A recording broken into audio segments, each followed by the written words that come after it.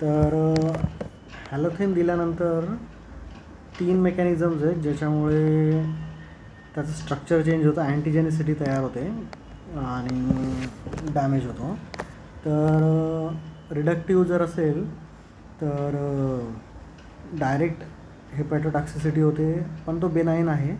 जर oxidation metabolism झालं तर मॅलिग्नंट हेपॅटायटिस होतो, तो इम्युन मेडिएटेड काही. अँटीजेनिसिटी चेंज होते हेपॅटिक मायक्रोमॉलिक्युल्सला बाइंड झाल्यामुळे. तर हे जर डायरेक्ट टॉक्सिक असतील तर बेनाईन आणि सेल्फ लिमिटिंग आहे, पण जर ऑक्सिडेटिव्ह असेल तर मग मॅलिग्नंट आणि इम्युन मेडिएटेड होतो. सोडा लाईमची पण रिॲक्शन होते असं म्हटलेलं आहे. तर 2 प्रकारचे हेपॅटायटिस आहे, बिनाईन आणि मॅलिग्नंट. बिनाईन टाईप 1 आहे, मॅलिग्नंट टाईप 2 आहे. बिनाईनमध्ये माइल्ड आहे, कॉमन आहे, रिडक्टिव्ह किंवा अनॅरोबिक बायोट्रान्सपिरेशन म्हटलं आहे. बेनाईन असल्यामुळे सेल्फ लिमिटिंग आहे, माइल्ड इन्क्रीज होतो एन्झाईम्समध्ये आणि क्लिनिकली सायलेंट असतं, जॉन्डिस वगैरे काही नसतं. आणि इतर इनहेलेशनल्सनुसार नाही होत कारण की हा डायरेक्ट टॉक्सिक आहे ना. आणि आउटकम फेवरेबल आहे. टाईप 2मध्ये सिव्हिअर आहे, अनकॉमन आहे, इम्युन मेडिएटेड ऑक्सिडेटिव्ह आहे, फल्मिनंट आहे, अँटीबॉडीज पण बनतात त्याच्यात. तर ग्रॉसली सेरम एन्झाईम्स वाढतील. सिम्पटम्स आहेत पूर्ण हेपॅटायटिसचे, fever, jaundice, necrosis. Volatile agents, इतर व्होलाटाईल एजंट्ससुद्धा, आता ही क्रॉस अँटीजेनिसिटी होईल ना, त्याच्यामुळे इतर व्होलाटाईल एजंट्समुळे पण होऊ शकतो आणि फेटल आहे. तर रिस्क फॅक्टरमध्ये लेस दॅन 6 वीक्स हा सगळ्यात इम्पॉर्टंट फॅक्टर आहे.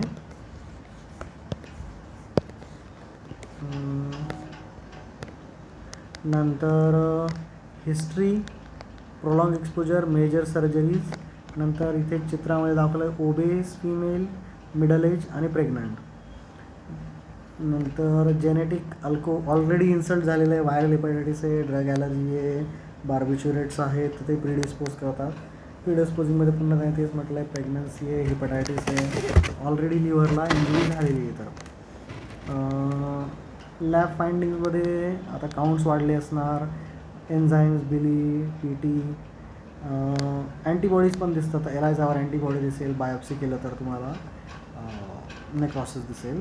गाईडलाईन्स फॉर सेफ यूजमध्ये म्हणतो तुम्हाला टीवा वापरा आणि avoid halothane if age, obese, pre existing disease, family history आणि एक्सपोजर विदिन 6 वीक्स. ट्रीटमेंटमध्ये काय नाही, बिनाईनला काही नाही लागत. फल्मिनंट असेल तर मग तुम्हाला सगळंच करावं लागेल, सपोर्टिव्ह आणि सर्जिकल ट्रीटमेंट. मग ही सपोर्टिव्ह थेरपी सगळीकडे कॉमन आहे. प्रोटीन इंटेक कमी करा, ओरल निओमायसिन, लॅक्टिलोज हे एन्सेफॅलोपॅथीसाठी आहे. फ्लुइड आणि इलेक्ट्रोलाइट इम्बॅलन्स आणि व्हेंटिलेशन गरजेचं असेल तर कोॲग्युलोपॅथी, हायपोग्लायसेमिया. ही सेम ट्रीटमेंट इकडे पण दिसेल. आता प्रिपरेशनमध्ये बघा, fluid restriction, diuretic, paracentesis, antibiotics, FFP, vitamin K, cryoprecipitate, DDA, VP, lactulose, neomycin, कर्नाडिका. हे लिव्हरची कॉमन ट्रीटमेंट आहे. तर type 1, type 2. Type 1 by direct injury, reductive metabolism. Type 2 oxidative metabolism, त्याच्यामुळे इम्युन मेडिएटेड असल्यामुळे तो मॅलिग्नंट आहे. सेंट्रल फीचर आहे की मेटाबॉलिझममुळे अँटीजेनिसिटी चेंज होणार, हेपॅटिक मायक्रोमॉलिक्युल्सशी अटॅच होऊन. बाकीचं मग जस्ट ॲडिशनल इन्फॉर्मेशन लावलेली आहे. काही रिस्क फॅक्टर दिलेले आहेत आणि काही सेफ गाईडलाईन्स दिलेले आहेत. हे 2 पॉईंटच मला वाटते थोडं पुन्हा रिवाईज करण्यासारखं आहे, बाकीचं फेकाफाकीचं आहे.